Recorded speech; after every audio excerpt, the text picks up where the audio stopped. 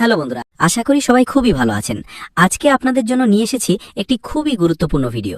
যারা চান তাদের মরিচ গাছে প্রচুর পরিমাণে লঙ্কা ধরুক আর ফুল ঝরা পুরোপুরি বন্ধ হোক, তাদের জন্য এই ভিডিওটা অনেক কাজে লাগবে। তাই অবশ্যই ভিডিওটা শুরু থেকে শেষ পর্যন্ত মনোযোগ দিয়ে দেখবেন। আজকের ভিডিওতে দেখাবো এমন দুটি ঘরোয়া সার যেটা মাত্র 10-15 টাকা খরচেই তৈরি করতে পারবেন। এই সারগুলো মরিচ গাছে দিলে ফুল ঝরা 80% কমে যাবে, গুজ গুজ লঙ্কা ধরবে। এর সাথে আপনাদেরকে একটা গোপন টিপসও বলে দেব, যেটা করলে আপনি নিজেই আপনার গাছের পরিবর্তন দেখে অবাক হয়ে যাবেন। চলেন তাহলে শুরু করি আজকের ভিডিও। আর হ্যাঁ, চ্যানেলটাকে সাবস্ক্রাইব করতে ভুলবেন না। আপনারা যদি চান লঙ্কা গাছে প্রচুর লঙ্কা ধরুক আর গাছ রোগমুক্ত থাকুক, তবে প্রথমেই একটা পাত্রে 1 লিটার জল নিয়ে নেবেন। এটা হলো টক দই। হ্যাঁ বন্ধুরা, টক দই আমরা 1 লিটার জলের জন্য 2 চামচ নেব। বেশি দেওয়ার দরকার নেই, 2 চামচই যথেষ্ট। ভালোভাবে মিক্স করে নেব যেন জলের সাথে ভালোভাবে মিশে যায়।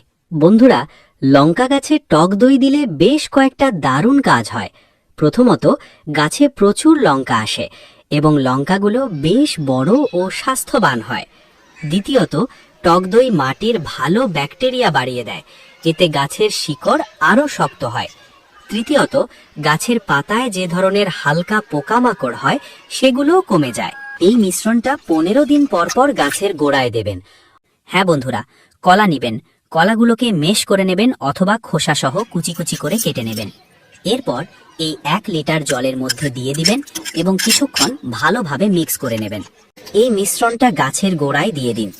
এটাও 15 দিন পর পর ব্যবহার করতে পারেন।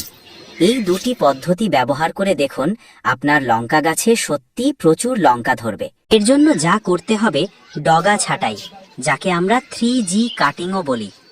গাছ যখন 8-10 ইঞ্চি লম্বা হবে, তখন ওপরের ডগাটা মাত্র আধা ইঞ্চি কেটে দেবেন, আর প্রতিটি শাখায় ফুল ও লঙ্কা ধরবে। ফলে গাছ হয়ে যাবে অনেক ঝাঁকড়া, ডালপালা বাড়বে 3 গুণ, আর ফলনও হবে 3 গুণ বেশি। এই পদ্ধতি লঙ্কা গাছের জন্য সত্যি দারুণ কাজ করে।